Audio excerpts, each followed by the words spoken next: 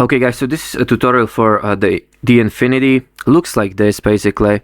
I guess I can only do it once. Yeah, this is how it looks like. I guess you can kind of like repeat it how many times you want. I suggest you learn figure 8. It's in the description. And also you should be able to do a charge from here, right? So that's also good. Anyways, how you start this trick is you're gonna be holding it like this, and you're gonna do like the first part of figure 8, and then you're kind of gonna do like a charge, and then you'll go back to the original position. And I guess you can like repeat it if you want. You could like do like figure 8 and then do like infinity, right? Or something like that.